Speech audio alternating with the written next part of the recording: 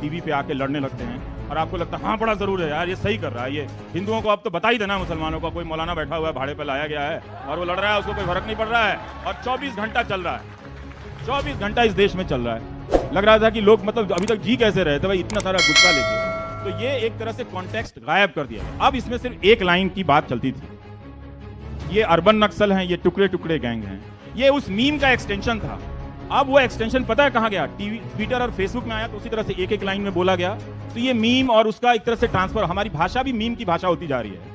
अब असली जो है आदमी अपने आप में मीम बन गया है। और पता है कहां नजर आ रहा है? टिकटॉक में।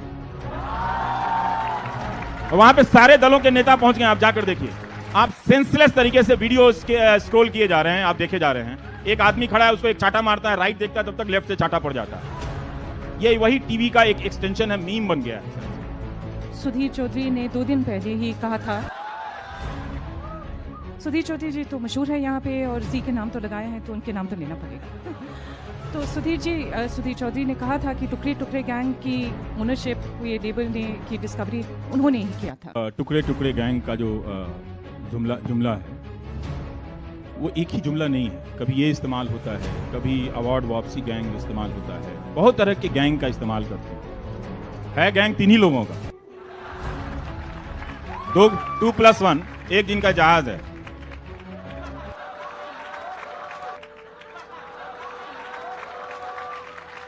जो खुद गैंग है वो दुनिया को गैंग के रूप में पहचानना, तो लगातार एक दुश्मन पहचानना है। लगातार कि एक पत्रकार बोल रहा है, एक लेखक बोल रहा है। आप भूल गए कि जब कलबुर्गी की हत्या हुई तो साहित्य अकादमी का काम था लेखक की हत्या पर शोक प्रस्ताव पास करना। जब नहीं हुआ तब लेखक परेशान हुए। क्या यह नहीं होना था? हमारा देश ऐसा कब से हो गया कि किसी की मृत्यु पर शोक नहीं मना रहा है? गौरी लंकेश की हत्या होती है तो प्रेस क्लब में जब लोग जमा थे तो ये एंकर लोग क्या भाषा का इस्तेमाल कर रहे थे? तो ये बांट रहे थे। लगातार वो मशीन चल रही थी बांटने की। और गांव-गांव में उस व्हाट्सएप यूनिवर्सिटीज के जरिए आप सब लोग, सब जो चुप हो गए थे, उनके जहन पर एक तरह से अकल पर परतें चढ़ाई जा रही थी कि ये दुश्मन है। मुझे मेरे गांव में जाके लोगों ने कह दिया कि ये रवीश नहीं, इनका नाम रवीशुद्दीन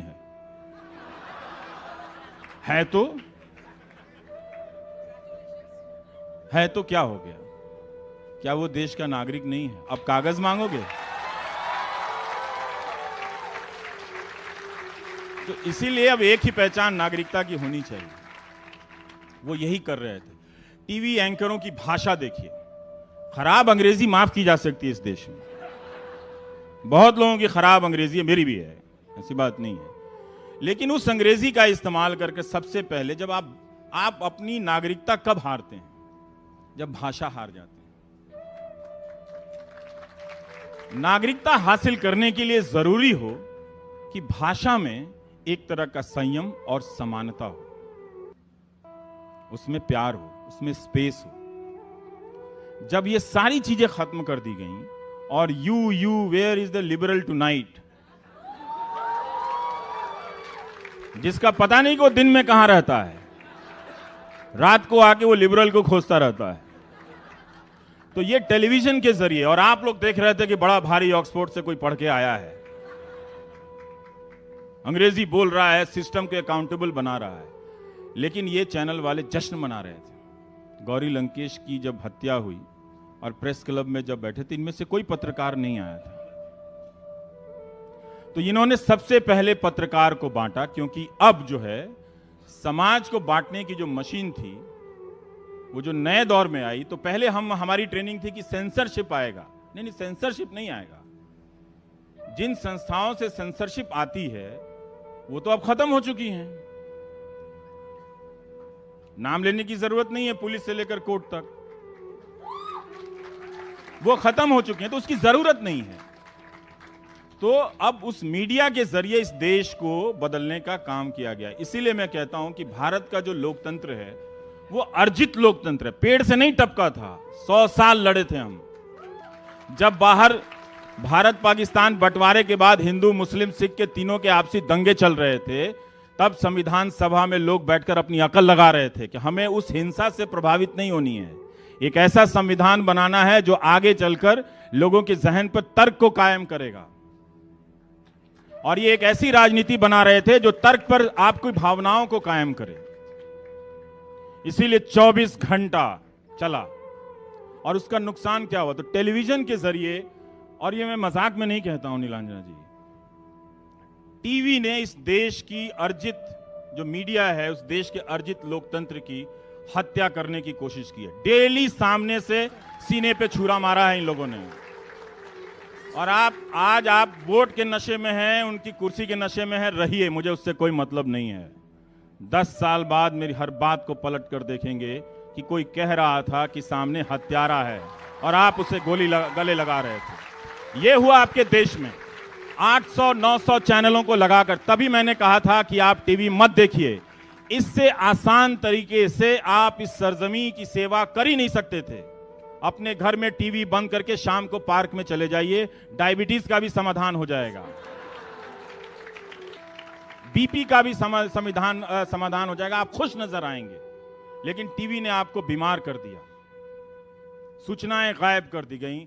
वो इसलिए कर रहा था कि उससे ये कोशिश थी कि आपको सिटीजन नहीं बनने देना है, क्योंकि आप बन रहे थे और उस बनने की प्रक्रिया में चले थे। तभी तो रामलीला मैदान में तिरंगा लेकर गए थे ना, उसके पहले तो आप नहीं जाते थे। तो आप उस रास्ते पे चल रहे थे। तो नागरिकता की जो पहचान है वो एक दिन में 10 साल में नहीं हासिल होगी, बहुत जमाने लगेंगे उस पहचान को लाने में, जो हमने उसके लिए कभी मेहनत नहीं की। और उस मेहनत को खत्म करने के लिए, जनता को भीड़ में बदलने के लिए टीवी का इस्तेमाल किया गया। और इसीलिए आप कह रहे हैं कि जब उस भीड़ में औरतें बोलने लगी तो समझ में नहीं आया कि कैसे डील करें, तब वो कह रहे हैं हमें माध्यमों की जरूरत नहीं है। इसका मतलब है कि अब अक्षय कुमार इंटरव्यू नहीं करेंगे। तो हमने इंफॉर्मेशन को, सोसाइटी को खत्म कर दिया। गरीब देश हैं आपके देश में। नैक जो है, नेशनल एक्रीडेटिंग एजेंसी जो है, MHRD की, इसकी रिपोर्ट है 91% कॉलेज एवरेज और बिलो एवरेज हैं। बताइए, जब इतना खराब कॉलेजों का क्वालिटी होगा उनकी, तो क्या हिंदू, क्या मुसलमान, क्या सिख, हर धर्म में इस तरह के क्वालिटी के लोग पैदा होंगे ना। ये हुआ है 91% कॉलेज जो हैं वो बिलो एवरेज और एवरेज के कॉलेज हैं। इतना बड़ा देश, और नौटंकी देखिए, बाहर जाकर हम विश्व गुरु बनने वाले हैं, कॉलेज में ताला लगा के। भाई कैसे बन जाएंगे आप विश्व गुरु? आप बताइए ना, कितने लोगों को आप बाहर की यूनिवर्सिटी में भेज देंगे? तो ये हुआ हिस्ट्री के साथ। वो एक लाइन की हिस्ट्री बता देते हैं कि कांग्रेस ने बांट दिया। अब आप फोटो देखिए, बांटने की बहुत तरह की परिस्थितियां थी। इतिहास क्लासरूम में पढ़ाया जाता है, टीवी और पॉलिटिक्स में पढ़ाया जाएगा तो ये टिकटॉक की तरह पढ़ाया जाएगा, और आप शाम को पार्क में जमा हो जाएंगे। आज वो बड़ा अच्छा, कांग्रेस ने गलत करा, ये नेहरू ने बांट दिया। और जिस मीटिंग में नेहरू के साथ सरदार पटेल बैठे हैं, उनकी मूर्ति बना रहे हैं आप, ये हमारे एकता के प्रतीक हैं। और उनके बगल में बैठे हुए हैं जो वो कह रहे हैं ये इन्होंने बांट दिया। तो ये कैसी कांग्रेस थी कि एक बांटने वाला था, एक जोड़ने वाला था? ऐसे हो सकता है क्या? तो उस इतिहास को हम कैसे समझें, ये बहुत जरूरी है। जब तक हम नागरिक नहीं बनेंगे, गलत भी हुआ और सही चीजें भी हुई। इतना बड़ा देश का इतिहास है। बनारस पहुंच गए हमारे चीफ हिस्टोरियन / होम मिनिस्टर, उन्हें कहा गुप्त वंश का इतिहास थोड़ा सा लिखिए आप लोग। 225 महापुरुषों का इतिहास लिख दीजिए और 25 साम्राज्यों का इतिहास लिख दीजिए। कुंजी बता रहे थे बेसिकली। क्या हिस्ट्री राइटिंग ऐसी है? क्या ऐसी हो सकती है? जो मूल काम है वो छोड़कर आप वहां जा रहे हैं। जाइए, अच्छी बात है। अगर आप इतिहास पढ़ना चाहते हैं, पढ़ाना चाहते हैं, तो बता दीजिए कहां कहां इतिहास में कितने शिक्षक खाली हैं। आप ही तो उसको कॉम्प्लीमेंट नहीं करेंगे ना, वो तो है नहीं। और कह रहे हैं हम ऐसा इतिहास लिखवाएंगे जो चिरंजीवी हो। ये आशीर्वाद कब से देने लगे? सौभाग्यवती हो, बाल बच्चे हो, चिरंजीवी हो, पोते हो, मतलब ये सब क्या है सर? तो कुछ तो लगाइए ना, हम तो सवाल करेंगे ना इस चीज को लेके कि आप कर क्या रहे हैं। तो ये इतिहास की समझ टिकटॉक वाली समझ बनाई जा रही है, और इस तरह की हिस्ट्री की समझ कोई चीफ हिस्टोरियन ही बना सकता है। कि आपके देश में, इस देश में कम से कम एक चीज की आप शिकायत नहीं कर सकते यहां के हिस्टोरियन वर्ल्ड क्लास हिस्टोरियन हैं। दुनिया की हर बड़ी यूनिवर्सिटी के हिस्ट्री डिपार्टमेंट में हिंदुस्तान का एक अच्छा हिस्ट्री का प्रोफेसर मिलेगा आपको, जिसकी अपनी पहचान है। और वहां बोल रहे हैं कि गुप्त वंश की अवहेलना हुई है। अशोक पर नयनजोत लाहिड़ी ने किताब लिखी है। एक किताब लिखने के लिए 250, मैं बिब्लियोग्राफी चेक कर रहा था, यहां भी होगी वो किताब, देख लें। 250 रिपोर्ट और किताब की, आपको अगर पढ़ना है तो पढ़िए। तो ये था हमारे इतिहास को लेकर। इसी वक्त ये समझ खराब की गई, क्योंकि हमको उस आजादी की लड़ाई के तमाम सुंदर अनुभवों से दूर ले जाना था। जो ले जाए गए, जो लोग ले जाए गए, जिनको लगता है कि इतिहास में कुछ भी अच्छा नहीं हुआ, तो आप क्या अच्छा कर रहे हैं? वही चीजें तो दोहराई जा रही हैं। तो इसलिए बहुत जरूरी था कि हम अपने हिस्ट्री को, अब बहुत जरूरी है कि समझें कैसे पढ़ना। कमियां जरूर हैं तो आप लिखिए, उसका सोर्स दीजिए। आपको लगता है कि आपके हिसाब से नहीं लिखी गई हैं, जिस हिस्ट्री राइटिंग को पहले खत्म कर दिया गया लड़ाई से, कि ये राजा महाराजा महापुरुषों का इतिहास नहीं होता, आम लोगों का इतिहास होता है। ये खेल समझिए, उस इतिहास के राइटिंग से वो आम लोगों को गायब कर देना चाहते हैं। आपके वर्तमान में आपको खड़ा करके आपके अतीत को गायब कर देना चाहते हैं, और इतिहास को सिर्फ 25 महापुरुषों और साम्राज्यों का इतिहास बताना चाहते हैं। इस हिस्ट्री राइटिंग को दुनिया की कौन सी यूनिवर्सिटी में पढ़ाई जाती है? आप भेजेंगे अपने बच्चों को ऐसे जगह पर पढ़ने के लिए? तो फिर देखते हैं कि हिंदुस्तान के लोग ऑक्सफोर्ड और कैम्ब्रिज और कोलंबिया में एप्लीकेशन डालना बंद कर दें। फिर इन मंत्रियों के भी बच्चे वहीं जाके पढ़ रहे हैं, हार्वर्ड में। 91%। इसीलिए कह रहा हूं कि चीजों को समझने की जरूरत थी। यह काम मीडिया करता तो नॉलेज इनइक्वालिटी हमारे समाज में पैदा हो गई। अमीरी, गरीबी, हेल्थ की इनइक्वालिटी तो है, नॉलेज इनइक्वालिटी पैदा हो गई। और उस गैप को भरने के लिए आया व्हाट्सएप और टेलीविजन को लगाकर। जो लोग हम पर भरोसे के साथ देखते थे कि ये लोग हमको बताएगा, अखबारों में चीजों को समझाया जाएगा, वो काम बंद करके आप जाकर देखिए कि पूरा व्हाट्सएप यूनिवर्सिटी से एक विचारधारा का, एक तरह से वो उसको भी उसकी अच्छी चीजें बताते हैं। ऐसी बात नहीं कि उस विचारधारा में अच्छी चीजें नहीं होंगी। 24 घंटा मुसलमान मुसलमान मुसलमान चलता रहता है। ऐसा क्या हो गया है भाई? चले जाओ उसके घरों में, जाकर दरवाजा खोल के देख लो। अगर इतनी नफरत हो गई है तो देख लो जाके कि वो आपका ही है, आपके बगल में बैठता होगा, पढ़ता होगा। देख लो ना, सब मिलके ही तो लड़े थे इस देश के लिए। और कितना डराओगे? इसलिए कि आपके पास टीवी चैनल है। ये आपके देश में हुआ, तो इसलिए लगता है, समझिए कि इस टेलीविजन के खेल को, कि टेलीविजन आपकी डेमोक्रेसी को खत्म कर रहा है आपके सामने। कोई मजाक में या फिर किसी भी प्रकार के रिएक्शन में ये बात नहीं बोलता कि आप टीवी देखना छोड़ दें। बहुत सोच समझ के बोलता हूं। और अगर आप देख रहे हैं तो अप्लाई कीजिए, सवालों को अप्लाई कीजिए, देखिए, सोचिए कि ये क्या दिखा रहा है। फिर आप समझ जाएंगे कि इसका खेल क्या चल रहा है। रात को जो एंकर आ रहा है, जिसको अच्छा खाया पिया, जिम में जाकर, बहुत सारे एंकर फिट भी हैं आजकल, तो उससे पता चलता है कि अपने ही मोहल्ले में नहीं गए होंगे कई साल से घूमने जिम के अलावा, लेकिन फिट है, अच्छी बात है, हेल्थ होना चाहिए। तो वो रात को आके इतनी जहर क्यों फैलाते हो भाई? तुम इतने हेल्दी लग रहे हो, तुम इतने हैंडसम भी लग रहे हो, सब लग रहे हो, तुम इतनी नफरत क्यों फैला रहे हो? क्या कमी रह गई है तुम्हारे बे? ये उस गायक ने लिखा जिसको पैसे और शोहरत की कमी नहीं थी। बिकता वही है जिसका खजाना ज्यादा भरा रहता है। तो ऐसे लोग, ऐसे मीडिया आप एंकर के जरिए देख रहे हैं। ये पूरा एक फॉर्मेट था कि मालिकों को पहले कब्जे में लेकर, जो भूत प्रेत का मीडिया कर रहा था, वो इस तरह का टेलीविजन का सेटअप आपके सामने खड़ा कर दिया गया। अब आप पागलों की इस तरह बैठ रहे हैं। आपको ना ये देश पहचाना जा रहा है, ना लोग पहचाने जा रहे हैं। लग रहा है कि सामने वाला आ जाएगा, तू मार देगा, वो व्हाट्सएप में लिख दिया है मत निकलो, लगता है वहां पे तुम्हें मारने आ जाएंगे। हर जगह ये मारने की फोर्स स्टेशन है क्या? ये रैपिड एक्शन फोर्स बना रखा है क्या आपने? जब हर जगह जाके कहीं पीट दीजिए। देखिए इसका नुकसान क्या हो रहा था, आप समझ नहीं रहे थे इस बात को। जब अलवर में पहलू खान को मारा गया और जब बुलंदशहर में सुबोध सिंह को मारा गया, तो सिंपल हिसाब हिंदू मुसलमान में ही समझा देता हूं। 2 लोगों को मारने के लिए 100 हिंदू परिवारों के लोग गए थे। जिन हिंदू परिवारों को हिंदुत्व के नाम पे आप आगे ले जा रहे थे, उन्हें बनाना था डॉक्टर, नौजवानों को बनाने लगे आप क्या? पहलू खान, तबरेज, सुबोध कुमार सिंह का हत्यारा। तो आपके घरों के बच्चे हत्यारे में ना बदलें, इसलिए बोलने आया था कि इसको बंद कर दो। इसके बगैर भी आप उन्हें पसंद कर सकते हैं बिल्कुल, और आपको अच्छा लगेगा पसंद करके, क्योंकि जब भी ये बात होती है एक फोन आता है। बोलने से क्या होगा? इस बार उन्हें 400 सीट आ जाएगी, 545 आ जाए, उससे क्या होगा? हम उनके सीटों को हराने के लिए नहीं बोल रहे हैं, हम अभी भी नहीं बोल रहे हैं कि आप उनसे दूर चले जाइए। मैं सिर्फ बोल रहा हूं कि ये जो चीज है हिंदू मुसलमान की, वो अब बहुत हो गया, इसको अब दूर कीजिए। यहां से नहीं चल सकता इस देश में अब। ये हमारे घर के लड़के बर्बाद हो जाएंगे, आपके ही घर के लड़के बर्बाद होंगे। जो दिन भर व्हाट्सएप पे चलेगा, उसको लगेगा कि एंटाइटलमेंट मेरा इतना है कि सड़क पर 5 रुपए की लड़ाई में कोई अमर किसी अकबर को मार आएगा।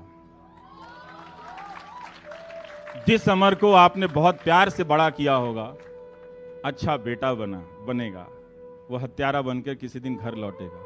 पुलिस और टीवी तो बचा लेगी उसको, लेकिन आपको भी जानकर अच्छा नहीं लगेगा कि आपका बेटा हत्यारा हो गया है। इसलिए बहुत जरूरी था कि ये सामने से बोल दो, माने या ना माने ये आपकी मर्जी है। आप जिसको 400 सीट देना है, 800 सीट देनी है, आप देते रहिए, आपका प्यार है, आपका दिल है, आप जानो। लेकिन आप इस दुकानदारी को बंद करो अभी। आप इसको तुरंत, इसको इस साल, इस महीने इसको अब बंद कर देनी चाहिए। बहुत अच्छा बसंत का मौसम आ रहा है, थोड़ा एंजॉय भी कीजिए, थोड़ा तो एंजॉय भी कीजिए। कितना लड़ेंगे हम किससे? हमने 84 भी देखे, हमने 2002 भी देखे, हमने भागलपुर भी देखे, अब हम और नहीं देखना चाहते। छोड़ दो ना, जो हो गया सो हो गया। हमारी अदालतों में इतना दम नहीं था, पुलिस में इतना दम नहीं था कि उसकी वो संस्थाएं हम बनाए नहीं। अगर हम नागरिक होते तो हम इंस्टीट्यूशन बनाते और उस इंस्टीट्यूशन से इंसाफ मिलता। वो भी नहीं मिला, ना 2002 का मिला, ना 1984 का मिला, ना 1990 का मिला, किसी को नहीं मिला। कश्मीरी पंडित को नहीं मिला, किसी को नहीं मिला। और सब अपने अपने जख्मों को लेकर घूम रहे हैं, आहत लोग, घायल लोग घूम रहे हैं। कोई उनको गले लगाने वाला नहीं है, कोई उनको लिपटा कर बोलने वाला नहीं है कि आओ हम तुम्हारे जख्मों को भरेंगे। जिसे देखिए वही किसी ना किसी के बहाने किसी के जख्मों को हरा कर रहा है। मत होने दीजिए, वरना बसंत के कई मौसम में गुजर जाएंगे, आपको लगेगा कि ये सूखा इतना लंबा क्यों चल गया।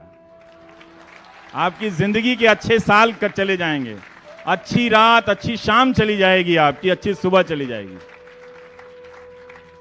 उन्हीं से कहिएगा इस बार जब आएंगे, हमने तुम्हारे 25 लाख के कपड़े देखे थे, अब प्लीज अब आप कपड़े मत पहचाना, छोड़ दो अब आप, छोड़ दो अब। हमारा वोट चाहिए ना, हम देते हैं वोट आपको, लो वोट, लेकिन बदले में चोट मत दो किसी को मत दो कि किसी को तकलीफ हो जाए। आपको सिर्फ मुसलमान नजर आया उन लड़कियों में जो अकेली बड़बड़ा रही हैं, इस मुल्क से बात कर रही हैं, कविताएं लिख रही हैं, नज़में लिख रही हैं। ये हालत आप किसी को कर सकते हैं कि वो बैठ के बड़बड़ाने लगे और उन नज़मों, कविताओं और शेरों से बात करने लगे अपने मुल्क से, अपने हमवतनों से? शर्म आनी चाहिए। ये हाल कर दिया गया है लोगों ने। तो ये होना था, क्योंकि मैं देख रहा था कि इसकी मंजिल वहां तक है। अब वो नफरत उस मंजिल पर पहुंचती हुई नजर आ रही है, वो उससे आगे भी जाएगी। अगर आप अभी अपनी कुर्सियों से नहीं उठे, वो नफरत आपके घरों तक भी आने वाली है। याद रखिएगा, एक पहलू को मारने के लिए दर्जनों हिंदू लड़कों को हत्या का साझीदार बनाया था। इतना सब अगर आप हिसाब समझ लेंगे, आप इस नफरत के खिलाफ खड़े हो जाएंगे।